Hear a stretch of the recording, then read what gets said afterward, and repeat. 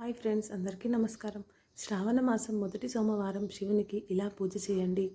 కోరిన కోరికలన్నీ వరాలుగా కురిపిస్తాడు శివుడు.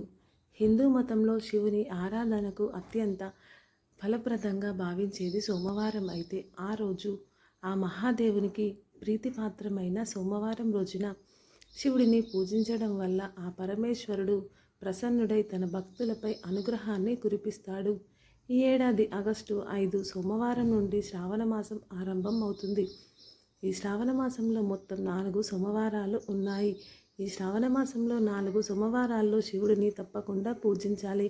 ఇక ఈ 4 సోమవారాలు శివుడిని పూజిస్తే కోటి జన్మల పుణ్య ఫలితం లభిస్తుంది. అఖండ రాజయోగం లభిస్తుంది. ఒకవేళ మీకు కుదరకపోతే ఏదైనా ఒక సోమవారం రోజునైనా సరే మీ ఇంట్లో శివునికి విశేషమైన పూజ చేస్తే మీ ఇంటికి చాలా మంచి జరుగుతుంది. శివుడికి పూజ చేయాలంటే స్త్రీలు ఉదయాన్నే నిద్రలేచి తలస్నానం చేసి ఇంట్లో పూజ చేసుకోవాలి. ప్రత్యేకంగా శివ పూజలో ఆవు నెయ్యితో దీపం వెలిగిస్తే చాలా మంచిది. శివపార్వతుల పటానికి గంధం బొట్లు పెడితే ఇంకా మంచిది. ఇంట్లో శివ పూజ చేసే సమయంలో శివచాలీస పారాయణం చేయాలి. దీనివల్ల మీ కష్టాలన్నీ దూరమైపోతాయి. శివుడికి విభూది అంటే చాలా ఇష్టం కాబట్టి ప్రతి శ్రావణ సోమవారం రోజున ఎవరైతే విభూదిని ధరిస్తారో వారికి శివుని అనుగ్రహం ఎల్లప్పుడూ ఉంటుంది. సోమవారం నాడు పూజ చేసే సమయంలో ఓం నమః శివాయ అని పాటించాలి.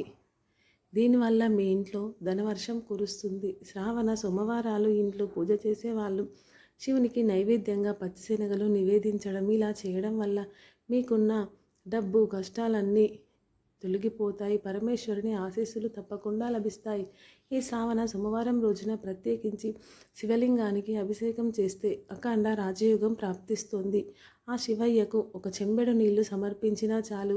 ఆ శివయ్య మీ భక్తికి పులకరించిపోతాడు. శివ పూజలో మరో ముఖ్యమైన విషయం ఏమిటంటే శివునికి ఎన్ని పూజలు చేసినా శివాభిషేకం చేయనిదే మీరు చేసే పూజ పూర్తి కాదు.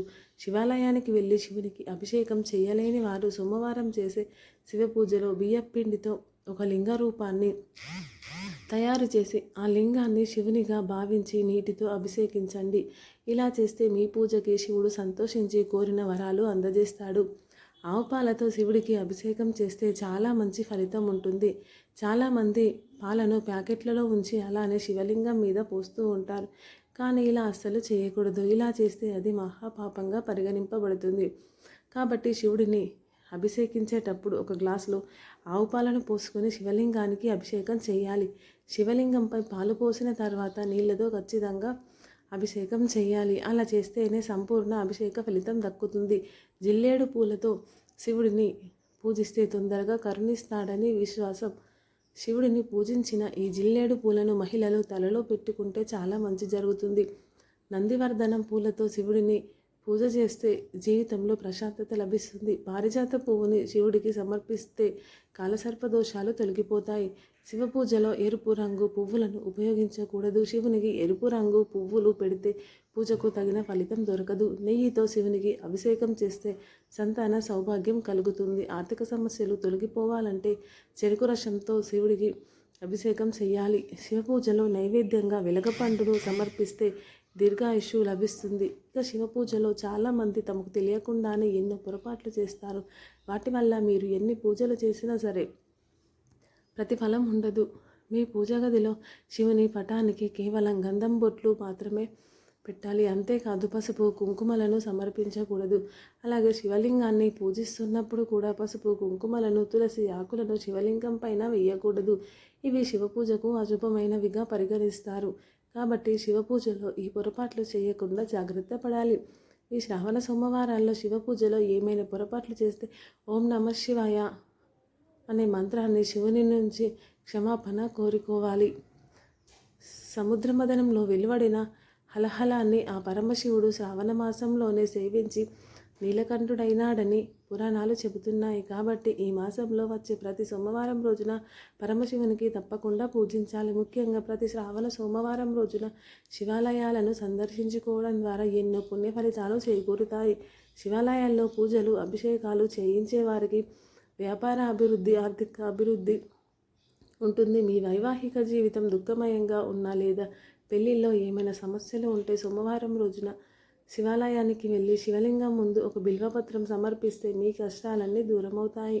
శివపురాణం ప్రకారం పరమేశ్వరుడికి జమ్మి ఆకులు అంటే చాలా ప్రీతి. సోమవారం ఇంట్లో పూజ చేసేటప్పుడు మీ పూజలో శివుడికి జమ్మి ఆకులను సమర్పించడం వల్ల మీ సమస్యలన్నీ తొలగిపోతాయి, కష్టాలు దూరమవుతాయి, నష్టాలు పోయి లాభాలు వస్తాయి. మీకున్న శనిదోషం కూడా తగ్గుముఖం పడుతుంది. శ్రావణ సోమవారాల్లో ఇంట్లో పూజ చేసేవాళ్ళు, అలాగే ఉపవాస దీక్షను చేసేవారు నలుపు అలాగే నీలం రంగు దుస్తులు ధరించకూడదు.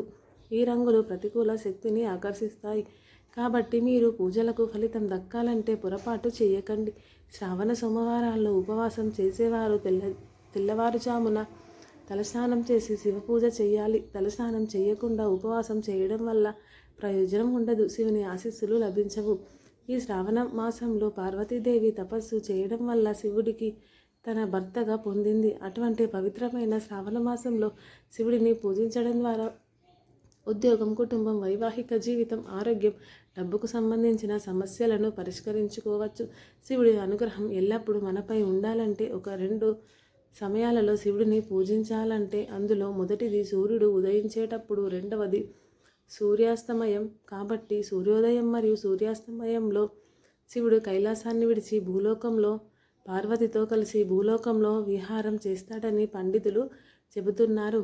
కాబట్టి ఈ 2 సమయాలలో శివుడిని పూజించి మీ జీవితంలో ఉన్న కష్టాలను సుఖాలుగా మార్చుకోండి. ఈ వీడియో నచ్చినట్లయితే లైక్ చేయండి, షేర్ చేయండి, మన ఛానల్ని సబ్స్క్రైబ్ చేయండి. Thank you for watching. Thank you friends.